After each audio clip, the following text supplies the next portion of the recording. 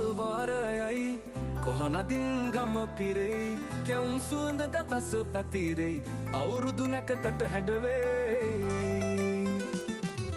ගොයම් තපා අහවරයි. ඔන්න ඉතින් අපි හැමෝම ආස ලස්සනම මාසේ උදා වෙලා.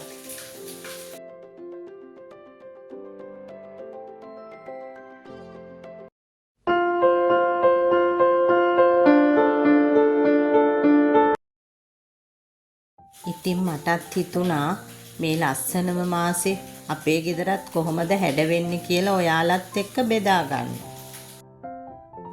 ඔයාලත් ඉතින් මේ අවුරුදු මාසෙට දැම්ම ඉඳන්ම ලකලෑස්ති වෙනවා ඇතිනේ.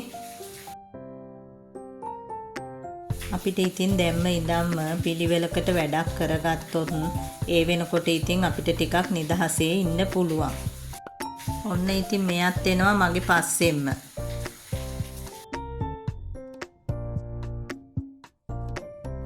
දැන් ඉතින් මගේ තියගේ වත්තේ තියෙන පැල ටිකක් ලොකු වෙලා තියෙන්නේ. ඒවා ඉතින් ගෙඩියෙන්වත් ඇවිල්ලා දැන්.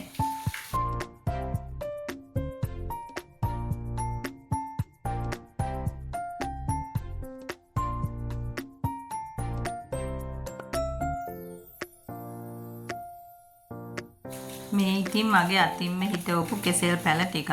එකක නම් දැන් කෙසෙල් කනක් එන්නත් ඇවිල්ලා.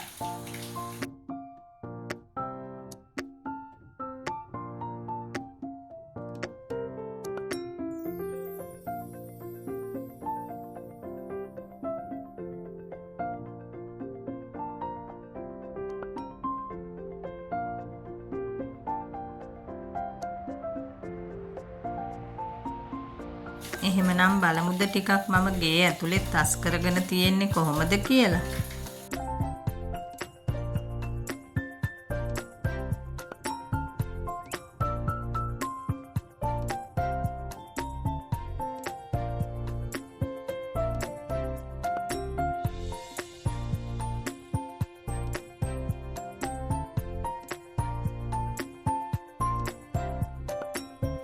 ඉතින් ඔන්න ඔය විදිහට අපි ටික අස් කරලා තියාගත්තාම අපිටත් ලේසි ඉතින්.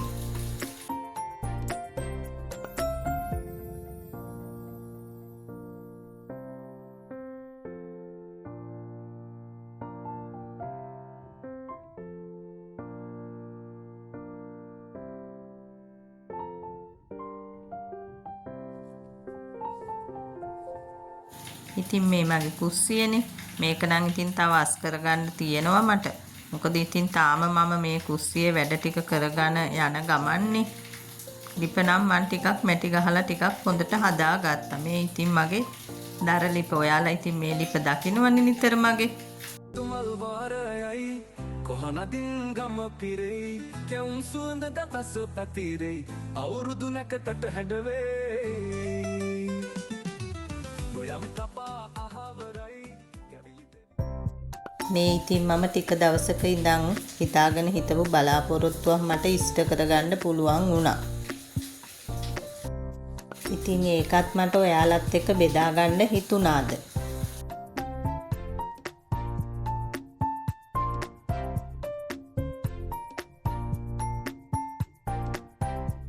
ඉතින් ෆෝන් එකත් අරගෙන ඉවර වෙලා ඊට පස්සේ මම ගියේ ගෙදරට ඕන කරන බඩු ටිකක් අරගෙන එන්න.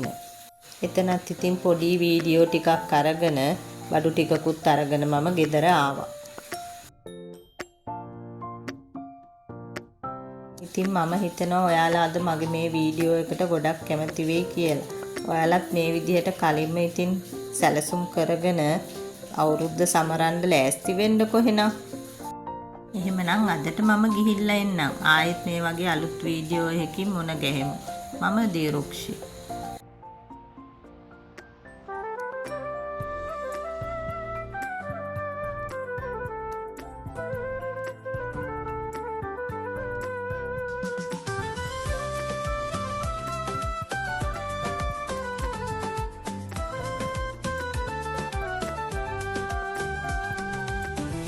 බදුමල් වාරයයි කොහොනදින් ගම පිරෙයි කැවුම් සුවඳ දපස පැතිරෙයි අවුරුදු නැකතට හැඩවෙයි ගොයම් තප